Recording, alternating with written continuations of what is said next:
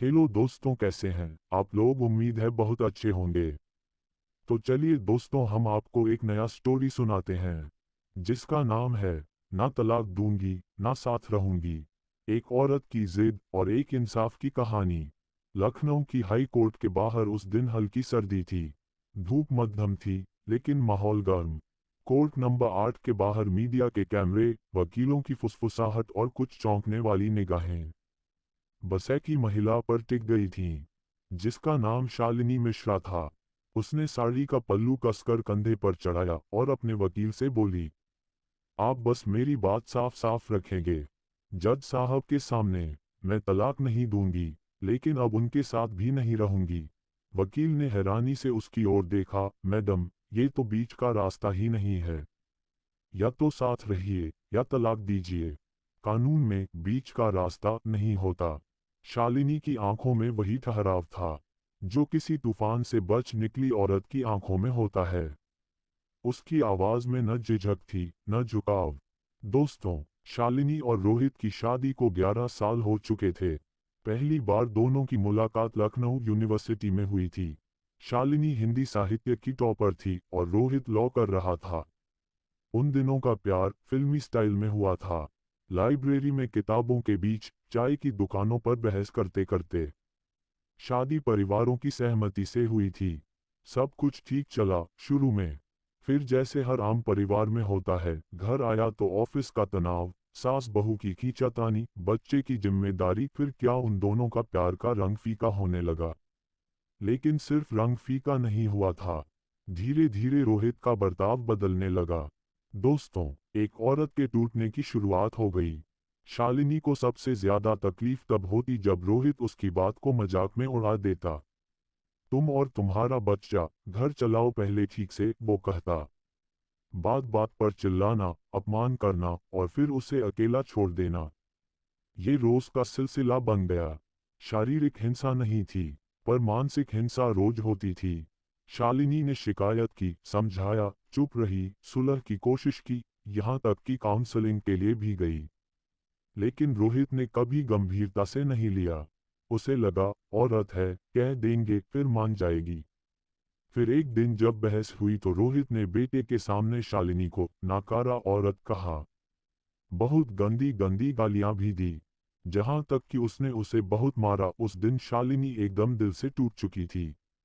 उसी रात वो अपने बेटे को लेकर मायके चली गई और वह मायके में ही रहने लगी। 6 महीने बाद रोहित ने तलाक की अर्जी कोर्ट में दायर कर दी। कारण लिखा, अनबन और आपसी सामंजस्य की कमी।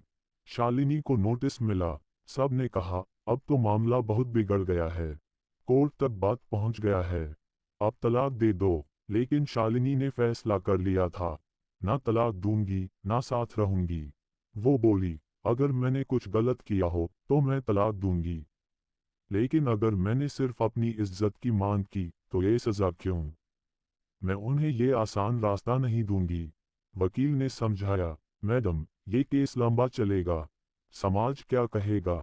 शालिनी बोली, समाज तो तब भी चुप था जब मैं चुप थी। अब मैं अपने लिए बोल रही हूँ, अपने बच्चों के लिए यह आवाज उठा रही हूँ। अंततः वो दिन आया जब दोनों कोर्ट में आमने सामने थे। जज ने पूछा, आप तलाक क्यों नहीं देना चाहती? शालिनी बोली, क्योंकि मैंने कोई गलती नहीं की। ये रिश्ता मैं नहीं, इन्होंने कमजोर किया। मैं अब उनके साथ नहीं रह सकती, लेकिन मैं ये मान्यता भी नहीं दूंगी कि मैंने रिश्ता तोड़ा। मैं चाहती हूँ कि इन्हें भी उस अकेलेपन का सामना करना पड़े जो मैंने झेला है। तो आप चाहती हैं कि आपसी सहमति के बिना केस खींचे? जी, मैं केस लड़ूंगी, इंसाफ पाऊंगी। मैं हार मानने नहीं आई। कोर्ट में सन्नाटा छा गया। ये बात सुनकर पूरा गांव और शहर में शोर मच गई थी। बाहर मीडिया वाले सवालों की बौछार कर रहे थे और वो पूछ रहे थे, आप तलाक क्यों नहीं देना चाहती? शालिनी ने कैमरे की तरफ देखा और कहा, हर बार औरत ही समझौता क्यों करे? कभी तो उसे भी कहने दो। बस अब और नहीं। मैं उन्हें सजा नहीं दे रही, मैं खुद को इंसाफ दिला रही हूँ। शालिनी ने कहा, अभी अंत नहीं, शुरुआत है। शालिनी ने कोर्ट से स्टे ले लिया। केस अब नियमित सुनवाई में जाएगा। शायद ये सालों चले, शायद नहीं, लेकिन एक बात साफ थी, उसने अपनी चुप्पी को अपनी ताकत बना लिया था। अब वह अपने बेटे के साथ एक किराए के घर में रहती है, ऑनलाइन क्लासेस लेती है और महिलाओं को उनके अधिकारों के बारे में जागरूक करने के लिए सेमिनार लेती है। कभी कभी कोई पूछ लेता है, फिर साथ क्यों नहीं रह रही?